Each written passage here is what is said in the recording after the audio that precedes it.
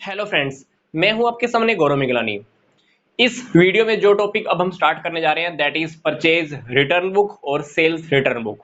तो इस टॉपिक को स्टार्ट करने से पहले मैं आपको बता देता हूं कि पीछे वाली वीडियोस के अंदर हम परचेज बुक सेल्स बुक के टॉपिक्स कवर कर चुके हैं। तो पीछे वाली वीडियो का लिंक भी मैंने आपको इसी वीडियो के डिस्क्रिप्शन बॉक्स में दिया हुआ है। और एक बहुत ही इंपॉर्टेंट वीडियो है कि हमें आखिर सब्सिडरी बुक्स की जरूरत क्यों होती है, why there is need of subsidiary books. तो वो वीडियो का लिंक भी मैंने आपको इसी वीडियो के डिस्क्रिप्शन बॉक्स में दिया हुआ है। तो वो वीडियो आप किसी भी हालत में देखना मत भूलिएगा, क्योंकि उस वीडियो के बिना हमको ये समझना बहुत ही मुश्किल होता है कि आखिर हम सब्सिडी बुक्स मेंटेन करते क्यों हैं। आखिर क्यों जर्नल की जगह पर हम purchase book, sales book, purchase return book, sales return book और जर्नल प्रॉपर्स को मेंटेन करना पसंद करते हैं। तो क्योंकि जर्नल का ही जो एक सब्स्टिट्यूट है वो है हमारी सब्सिडरी बुक्स। तो सब्सिडरी बुक्स हम क्यों मेंटेन करते हैं, इस वीडियो का लिंक मैंने आपको इसी वीडियो के डिस्क्रिप्शन बॉक्स में दिया हुआ है। अब हम देख लेते हैं परचेज रिटर्न बुक का फॉर्मेट। परचेज रिटर्न बुक का ये कंप्लीट फॉर्मेट है जिसमें हमारे पास 10 कॉलम्स हैं। जैसे परचेज बुक और सेल्स बुक में हमारे पास 10 कॉलम्स हैं, वैसे ही इस फॉर्मेट में भी हमारे पास 10 कॉलम्स हैं। परचेज रिटर्न बुक को हम रिटर्न आउटवर्ड्स बुक भी कहते हैं और परचेज रिटर्न जर्नल भी कहते हैं। इस बुक को हम यूज कब कर सकते हैं ये जान लेना बहुत जरूरी है। मान लीजिए किसी सप्लायर से मैंने क्रेडिट में गुड्स परचेज की थी, अब उसी सप्लायर को मैंने गुड्स रिटर्न करनी है, तो मैं परचेज रिटर्न बुक का यूज कर सकता हूं। अब रिटर्न करने का रीजन कुछ भी हो सकता है। मान लीजिए गुड्स मेरे पास डिफेक्टेड आ गई, या बिल के अंदर अमाउंट ज्यादा लगा दिया, या सामने वाले ने जो मुझे सैंपल दिखाया था उस सैंपल के अकॉर्डिंग प्रोडक्ट ही नहीं है, तो डेफिनेटली मैं क्या करने वाला हूं, प्रोडक्ट रिटर्न करने वाला हूं। तो परचेज रिटर्न बुक का आप यूज बहुत आसानी से कर सकते हैं। तो अब हम इसके कॉलम्स देख लेते हैं। पहले कॉलम में आपको डेट मेंशन करनी होती है, जिस डेट को आप प्रोडक्ट रिटर्न करने वाले हो वो डेट आपको यहाँ पे मेंशन करना है। सेकंड कॉलम आपका पार्टिकुलर्स का, सप्लायर का नेम आपको यहाँ पे मेंशन करना होता है। जो भी सप्लायर होगा सप्लायर का नेम आप यहाँ पे मेंशन करते जाना, और जो प्रोडक्ट रिटर्न कर रहे हो, जो अमाउंट है, ट्रेड डिस्काउंट है, जीएसटी है, वट है, आपको सारा डिटेल्स यहाँ पर लिखना होता है। तो यहाँ पर इस कॉलम के अंदर आप क्या लिखने वाले हो, सप्लायर का नेम लिखने वाले हो। और हमने ऊपर एक लाइन और लिखी हुई है, अकाउंट टू बी डेबिटेड। इसका क्या मतलब है, इसका लॉजिक आप ध्यान से समझिए।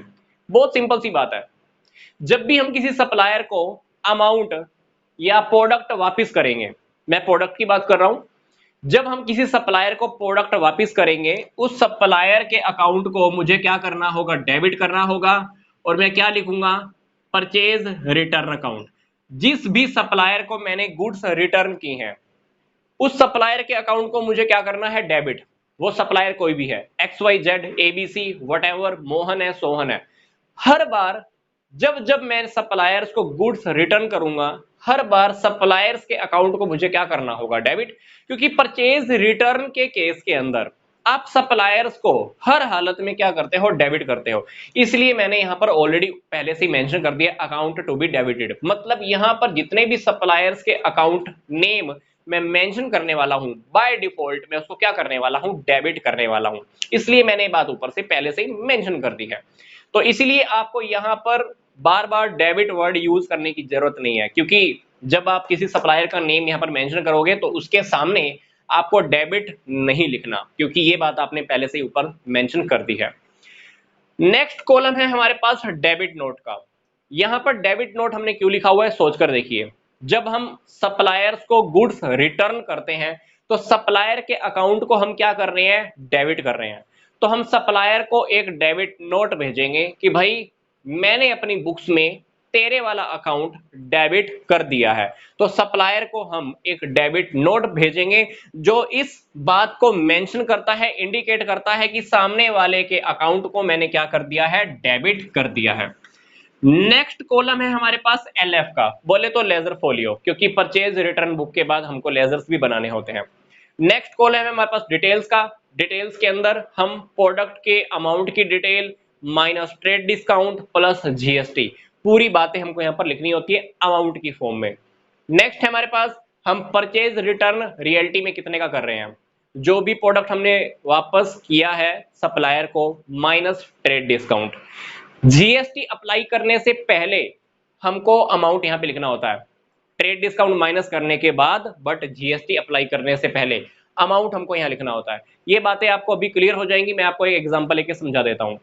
आगे है हमारा सीजीएसटी और एसजीएसटी का टॉपिक। मान लो हमने प्रोडक्ट परचेज किया था सेम स्टेट से, जिस स्टेट में हम रहते हैं उसी स्टेट में से मैंने गुड्स परचेज की थी, तो उसी स्टेट के अंदर अगर मैं गुड्स रिटर्न कर रहा हूं तो मेरे को ये सीजीएसटी और एसजीएसटी अप्लाई करना होता है। अगर मैंने गुड्स रिटर्न की है आउट ऑफ स्टेट तो मैं यहाँ पर इनपुट आईजीएसटी अप्लाई करूंगा। तो यहाँ पर ध्यान रखिएगा, आई का मतलब क्या है, इनपुट इनपुट इनपुट। ये दो कॉलम्स सेम स्टेट के लिए यूज होते हैं और ये कॉलम जब आप out of state goods return करोगे तब यूज करोगे। टोटल अमाउंट के अंदर आपको क्या लिखना होता है, जो भी प्रोडक्ट आपने वापस किया है उसका total amount minus trade discount plus GST. तो इस कॉलम का भी रियलिटी में क्या मीनिंग है आपको अभी एक एग्जांपल के थ्रू मैं समझा देता हूं। मान लीजिए आपने किसी सप्लायर को 10 जून को गुड्स रिटर्न की है, उस सप्लायर का नेम है ABC लिमिटेड, उसका एड्रेस है मान लो हैदराबाद का। तो आपने क्या किया, उस सप्लायर का नेम लिखा, उसका एक छोटा सा एड्रेस आपने यहाँ मेंशन कर दिया। मान लो आपके पास कोई कंप्यूटर आया था जो सही नहीं चलता या कोई प्रॉब्लम है, व्हाटएवर है, आपका मान लो कंप्यूटर का ही काम है और आप कंप्यूटर रिटर्न कर रहे हो, आपका कंप्यूटर का काम है, ध्यान रखिएगा। तो आपका कंप्यूटर आपके लिए क्या हो गया, गुड्स हो गया। तो आपने क्या किया, एक कंप्यूटर मान लो उसको रिटर्न कर दिया है। कंप्यूटर था मान लो, एक कंप्यूटर आपने रिटर्न किया है मान लो 30,000 का, तो डेफिनेटली आप यहाँ पर अमाउंट लिख दीजिए 30,000। और अगर आपने उसको डेबिट नोट भी भेजा है तो डेबिट नोट आपको यहाँ पे मेंशन करना है।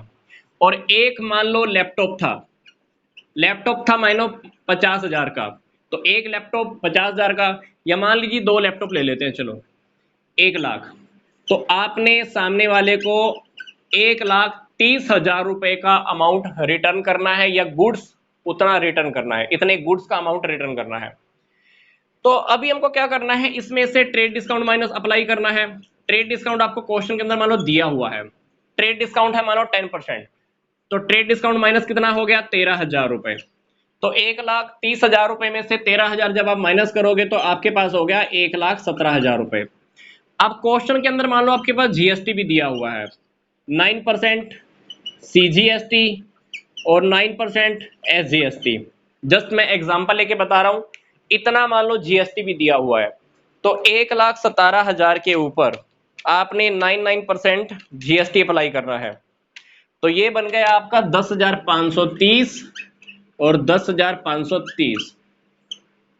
तो आपने रियलिटी में क्या करना है, इसका टोटल कहाँ लिखना है, इसका आपको टोटल लिखना है टोटल अमाउंट वाले कॉलम में।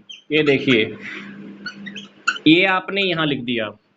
अब ट्रेड डिस्काउंट माइनस करने के बाद रियलिटी में अमाउंट कितना था, 1,17,000, तो आप 1,17,000 यहां लिखिए, जीएसटी का टॉपिक जीएसटी वाले कॉलम में। अब क्योंकि हमारे सामने क्या था, सीजीएसटी और एसजीएसटी, तो मैंने उसी कॉलम में ही लिख दिया। ये वाला अमाउंट आपको ध्यान रखना है कौन सा होना चाहिए, ट्रेड डिस्काउंट माइनस करने के बाद जीएसटी अप्लाई करने से पहले। तो ये वाला अमाउंट ध्यान से देखिए, ट्रेड डिस्काउंट माइनस करने के बाद बट जीएसटी अप्लाई करने से पहले वाला है, यहां लिख दिया। एक जीएसटी यहां, दूसरा यहां, और इन सब का टोटल मतलब 1 2 3 का जो टोटल है आपने कहां लिख दिया, यहां लिख दिया। अब मान लीजिए किसी और सप्लायर को भी अपनी गुड्स रिटर्न करनी है, तो इस ट्रांजैक्शन के बाद लिखोगे डेट, और इसी तरह से बाकी का डेटा भी आपको फिल करना होगा। Next supplier, next next next करते करते आप क्या करोगे, लास्ट में परचेज रिटर्न बुक का काम कंप्लीट करोगे। जब आपको काम कंप्लीट करना है तो क्या होगा, परचेज रिटर्न बुक को आपको क्लोज करनी होगी। तो यहां पर मंथ की लास्ट डेट आप मेंशन कर देना, यहां पर आप लिख देना टोटल, या यहां पे आपको लिखना है परचेज रिटर्न अकाउंट क्रेडिट। कुछ बुक्स में आप ध्यान से देखोगे कि परचेज रिटर्न बुक को क्लोज करते हुए यहां पर लिखा होता है टोटल, और कुछ बुक्स में लिखा हुआ मिलेगा परचेज रिटर्न अकाउंट क्रेडिट, क्योंकि आप परचेज रिटर्न अकाउंट को हमेशा क्या करते हो, क्रेडिट क्रेडिट क्रेडिट क्रेडिट। इसलिए परचेज रिटर्न बुक का जब आप टोटल ट्रांसफर करोगे तो वो चला जाएगा परचेज रिटर्न अकाउंट में। तो परचेज रिटर्न अकाउंट डेफिनेटली आपका क्रेडिट साइड में ही जाने वाला है अमाउंट। तो वैसे भी आप सोचकर देखिए, जब जब आप किसी सप्लायर को गुड्स रिटर्न करते हो तो सप्लायर का अकाउंट क्या होता है, डेबिट। और परचेज रिटर्न अकाउंट को क्या करते हो, क्रेडिट। तो आपको क्या करना है, परचेज रिटर्न बुक को जब क्लोज करना है तो यहां पर या तो आप टोटल लिख दीजिए, यहां पर क्या लिख दीजिए, परचेज रिटर्न अकाउंट क्रेडिट।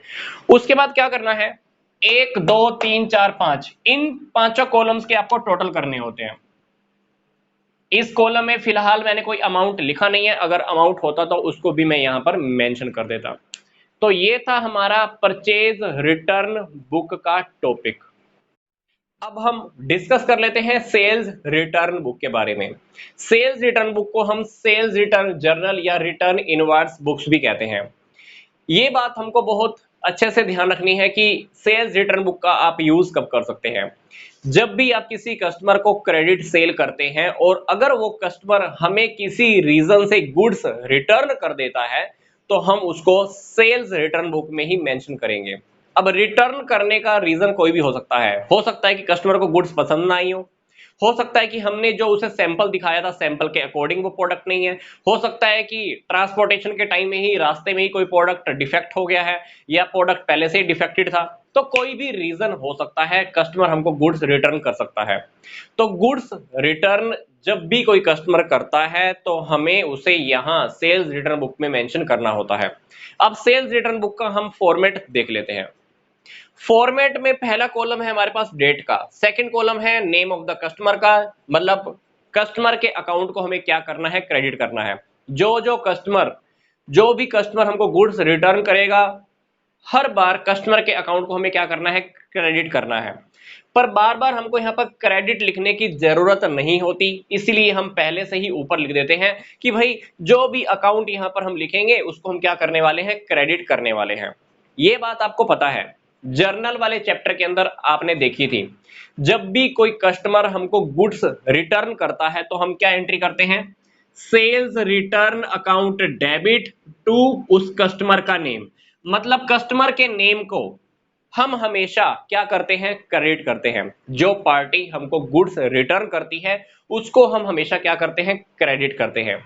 तो ये बात सिंपल सी है, जब भी कोई कस्टमर हमको गुड्स रिटर्न करेगा हर बार हमें कस्टमर्स के अकाउंट को क्या करना होगा, क्रेडिट करना होगा। इसलिए ये बात हम पहले से ही ऊपर मेंशन कर देते हैं कि कस्टमर्स के अकाउंट को हमें क्रेडिट करना होगा। कौन से केस में, जब वो गुड्स हमें रिटर्न करता है।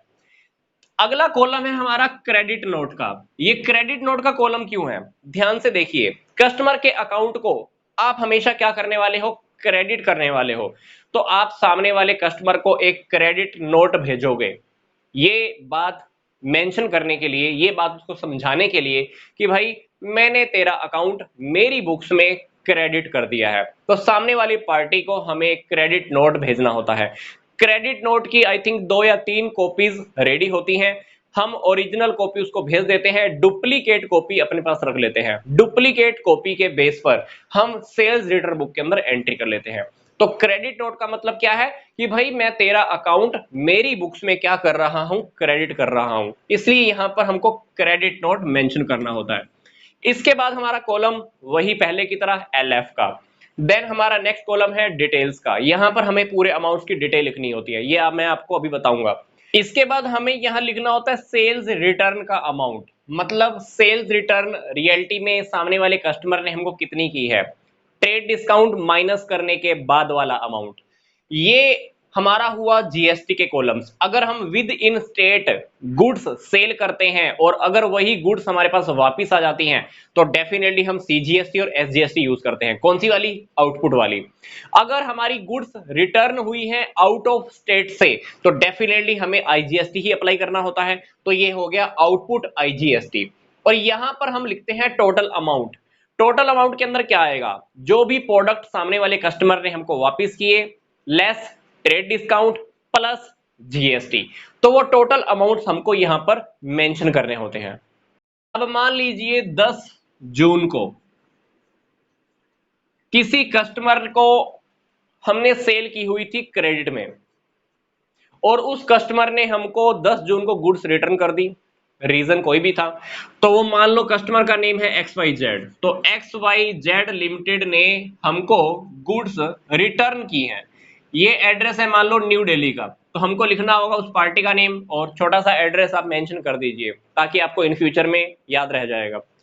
अब सामने वाले कस्टमर ने मान लो हमें 2 अलमीरा वापस की हैं जिनकी कॉस्ट थी 10,000 और एक टेबल उसने हमको रिटर्न की है वो थी मान लो 10,000 की। अब 2 अलमीरा हमारे पास वापस आई हैं, कितने की हो गई ये 20,000 की। एक टेबल वापस आई है 10,000 की, ये कितने की हो गई 10,000 की। तो रियलिटी में हमारे पास 30,000 की गुड्स रिटर्न आ गई हैं। तो आप सामने वाली पार्टी को जो क्रेडिट नोट भेजोगे वो क्रेडिट नोट आप यहां पे मेंशन कर देना। इसके बाद आपको क्या करना है, इसके बाद मान लो क्वेश्चन के अंदर ट्रेड डिस्काउंट का टॉपिक भी है। मान लो आपने उसको ट्रेड डिस्काउंट के ऊपर गुड सेल की थी तो वो ट्रेड डिस्काउंट कट करके ही आपके पास वापस आने वाली है। तो 30,000 का 10% ट्रेड डिस्काउंट मानकर चलो कितना हो गया 3,000 रुपए। तो रियलिटी में गुड्स 27,000 की। अब मान लो इसके ऊपर जीएसटी भी था 9% आउटपुट सीजीएसटी और 9% ही आउटपुट एसजीएसटी। तो वो भी आप इसके ऊपर अप्लाई कर देना, क्योंकि जब आपने उसको गुड्स सेल की होंगी आपने जीएसटी लगाया होगा, तो अब कस्टमर ने जब आपको गुड्स रिटर्न की है तो वही जीएसटी कैंसिल भी होने वाला है। तो आपको एक बार क्या करना होगा, जीएसटी कैलकुलेट करना होगा। 27,000 के ऊपर 9% कितना 2430। तो ये वाला अमाउंट आप टोटल कर दीजिए 27,000 2430 और 2430 ये हो गया 31860 टोटल ये हो गया। अब आपको क्या करनी है, रियलिटी में सेल्स रिटर्न कितने की है 27,000 की। यहां पर आप ध्यान रखना सेल्स रिटर्न वाले कॉलम के अंदर आपको अमाउंट कौन सा लिखना है, ट्रेड डिस्काउंट माइनस करने के बाद और जीएसटी अप्लाई करने से पहले। तो ट्रेड डिस्काउंट माइनस करने के बाद और जीएसटी अप्लाई करने से पहले ये अमाउंट है हमारे पास 27,000। उसके बाद क्योंकि ये टॉपिक हमारा आउटपुट सीजीएसटी और आउटपुट एसजीएसटी का है तो आप डेफिनेटली ये 2430 यहां लिख दीजिए और ये 2430 यहां लिख दीजिए। इन दैट केस अगर आपके क्वेश्चन के अंदर आपको आईजीएसटी अप्लाई करना होता तो आप यहां पे मेंशन कर देते। अब क्योंकि इस ट्रांजैक्शन के अंदर हमने कंसीडर ही नहीं किया, हमने क्या अप्लाई किया है नॉर्मल सीजीएसटी एसजीएसटी, तो हमने यहीं पर ही अप्लाई कर दिया उसको। अब इसी तरह से मान लीजिए कोई नेक्स्ट कस्टमर हमको गुड्स रिटर्न करता है, उसकी भी एंट्री हमको यहां कर देनी है सेम वे में। और कोई कस्टमर है वो भी कोई गुड्स रिटर्न करता है तो उसकी भी ट्रांजैक्शन हमको यहीं पर रिकॉर्ड कर देनी है। अब मान लीजिए सारे कस्टमर्स की एंट्रीज हम यहाँ पे रिकॉर्ड कर दी है हमने। उसके बाद हमको क्या करना होगा, इस कॉलम का टोटल करना होता है, इस कॉलम का टोटल, इस कॉलम का, इस कॉलम का और इस कॉलम का आपको टोटल करना होता है। टोटल करने के बाद आप क्या करते हो, यहां पर मान लीजिए एक लाइन लगा देते हो और सामने क्या लिखते हो टोटल। कुछ बुक्स में आपको यहां पर क्या लिखा हुआ होगा टोटल। ये टोटल आप कब करते हो, मंथ की लास्ट डेट पे। यहां तो आपको टोटल लिखा हुआ मिलेगा और या कुछ बुक्स में हो सकता है कि आपको लिखा हुआ मिले सेल्स रिटर्न अकाउंट, यहां पर आपको लिखा हुआ मिलेगा डेबिट। मतलब मंथ की लास्ट डेट को आप यहां पर मेंशन कर देना। कुछ बुक्स में यहां पर टोटल लिखा हुआ होता है और कुछ बुक्स में आपको सेल्स रिटर्न अकाउंट डेबिट लिखा हुआ मिलेगा। इस कॉलम का टोटल, इसका टोटल, इसका और इसका टोटल आपको लिखा हुआ मिलेगा। और उसके बाद हमको क्या करना है, सेल्स रिटर्न अकाउंट को कंप्लीट कर देना है, हमारी कंप्लीट हो जाएगी। तो सेल्स रिटर्न बुक के अकॉर्डिंग ये बात हमको ध्यान रखनी है, कब यूज करेंगे, जब हम पार्टी को गुड्स क्रेडिट में सेल करते हैं। तो अगर वो कस्टमर हमको गुड्स रिटर्न करता है तो उसको मैं सेल्स रिटर्न बुक के अंदर मेंशन कर सकता हूं। तो मिलूंगा मैं आपको नेक्स्ट वीडियो में। यहां तक का वीडियो देखने के लिए आपका धन्यवाद।